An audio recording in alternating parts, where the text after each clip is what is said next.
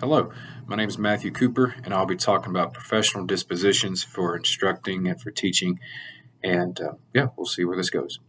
First question is: what is the teacher's role in supporting learning, improving planning and practice, upholding professional expectations, and collaboratively advancing the profession?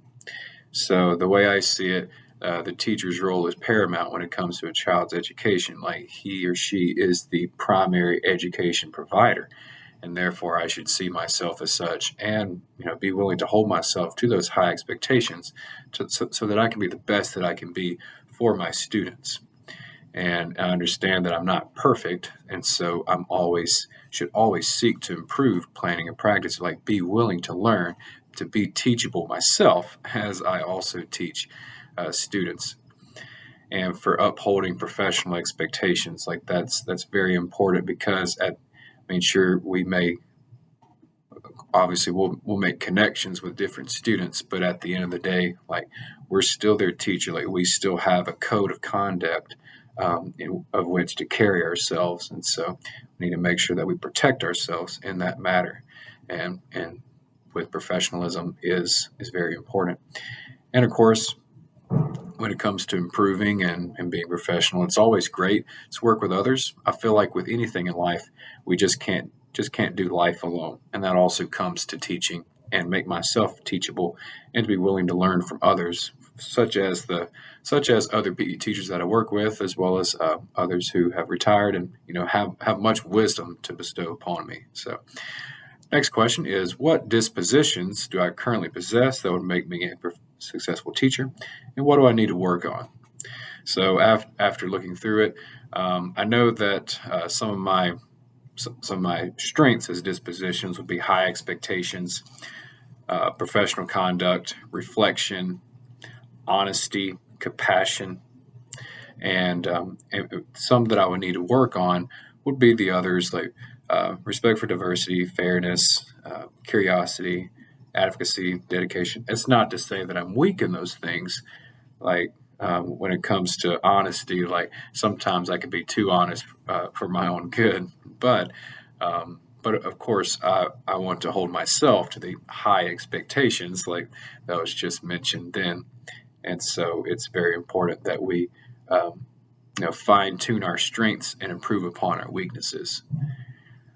Next question is: what effect would personal biases have on teaching and learning? And according to expectation, how should biases be taken into perspective?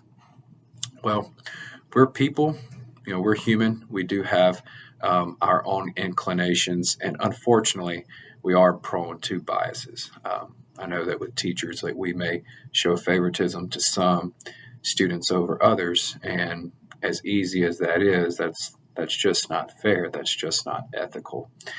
Um, and when it comes to the profession, like we must treat every child as our own, and to hold them to a very equal degree of fairness, to give them the same opportunity as everyone else, no matter how unruly they may be. They need and deserve an education just like anyone else, and therefore it's our job to avoid bias as much as possible and to make sure that all students succeed. All right. And final question is: reflecting on my own dispositions, how explain how I would uphold and adhere to academic and professional integrity as a teacher candidate and as a future teacher. Hmm. It's kind of hard to lay it all out there. Um, but to look back and reflect on what I'm good at, what I need to work on. Um, like like I said before, I want to improve upon things I could do better, and also fine tune my strengths. Because there's no such thing as a perfect person, no such thing as a perfect teacher. But if we hold ourselves to high expectations, hold ourselves to a high standard, and work diligently in order to reach that goal, and to keep raising those goals, I think we could really do a lot of good in our schools and in the lives of our students. Because like we may put in the work, but the investment is their future, and we should treat it as such. Thank you so much.